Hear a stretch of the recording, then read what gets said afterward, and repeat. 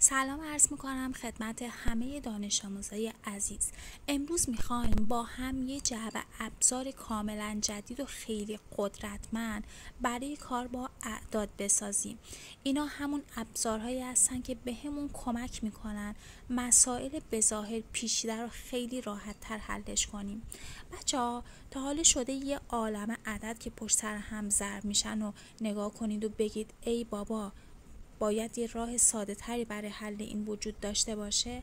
خب خبر خوب این که هست. امروز قراره همون راه ساده تر رو یاد بگیریم و بهش مسلط بشیم. این راه ساده تر چیه؟ توانه. توان یه نماد ریاضیه که نشون میده یه عدد چند بار توی خودش ضرب میشه. پس بچه‌ها یادتون باشه توان تو ذات خودش فقط و فقط یه راه ساده برای کوتاه کردن ضرب‌های تکراریه، ولی همین مفهوم بظاهر ساده اولین قدمه برای تبدیل کردن این میانبر به یک ابرقدرت ریاضی. مثال 2 به توان 5 رو ببینید. 2 پایه و 5 توان نامیده میشه. مثال بعد به جای 3 ضرب در 3 ضرب در 3 ضرب در 3 میتونیم بنویسیم 3 به توان 4. توان‌ها یه سری قوانین و قواعد برای خودشون دارن. بریم اصلی ترین هاشو با هم یاد بگیریم. قانون اول توان 1. بچه وقتی یه عدد به توان 1 میرسه چه اتفاقی براش میفته؟ خب این قانون میگه هر عدد به توان 1 برابر است با خود عدد. قانون بعدی که ممکنه براتون جالب باشه قانون توان 0 هستش. هر عدد غیر صفری به توان 0 برسه همیشه حاصلش برابر با 1 میشه. برای مثال 6 به توان 0 برابر 1، 120 به توان 0 برابر با 1. این یک قانون جهانی و ثابت هستش. حالا خوب به این معمای پرانتزی دقت کنید، فوق‌العاده مهمه. اینجا همون جاییه که ممکنه خیلیاتون اشتباه کنید. این دو عدد رو با همدیگه مقایسه کنید. توی عبارت سمت چپ توان 2 بالا سر کل عبارتی که توی پرانتز هستش نوشته شده. پس میگی منفی 5 ضرب در منفی 5 میشه مثبت 25.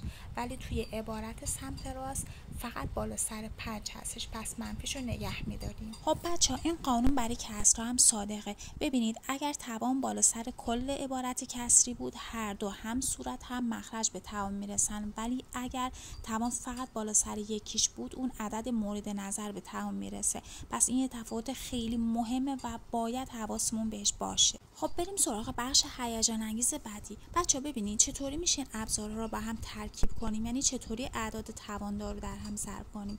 اینو ببینید ضرب با پایه‌های یکسان. بچه‌ها اگر پایه‌ها برابر بودن باید چیکار کنیم؟ خب توی ضرب عددهای تواندار اگر پایه‌ها با هم برابر باشن یکی از پایه‌ها رو می‌نویسیم و توان‌ها رو جمع می‌کنیم. این مثال رو ببینید. پایه ها با هم برابرن، یکی از پایه ها رو می‌نویسیم و توان ها یعنی 3 با 7 رو جمع می‌کنیم. میریم سراغ قانون بعدی. توی این قانون میگه اگه توان هامون یکسان باشه باید چی کار کنیم؟ بچه اگر توان هامون یکسان باشه یکی از توان ها رو می‌نویسیم و پایه ها رو در هم ضرب می‌کنیم. مثال رو ببینید. 2 به توان 4 ضرب در 3 به توان 4. یکی از توان ها یعنی 4 رو می‌نویسیم. 2 3 تا میشه 6 تا. مثال بعد اومده اینا رو ترکیب کرده. بخش اول 2 به توان 4 ضرب در 2 به توان 3. خب اینا پایه ها برابرن، یکی از دوها رو می‌نویسیم و توان ها رو جمع میزنیم. در ادامه 2 به توان 7 و 5 به توان 7 یکی از توان ها رو می‌نویسیم. 2 5 تا 10 تا. خب بچه ها شما الان یه ابزار قدرتمندی به نام توان رو در اختیار دارید. ببینم چه مسائلی میتونید حل کنید. دنیای اعداد اون بیرونه و منتظره که شما با این ابزارهای جدید بتونید کشفش کنید.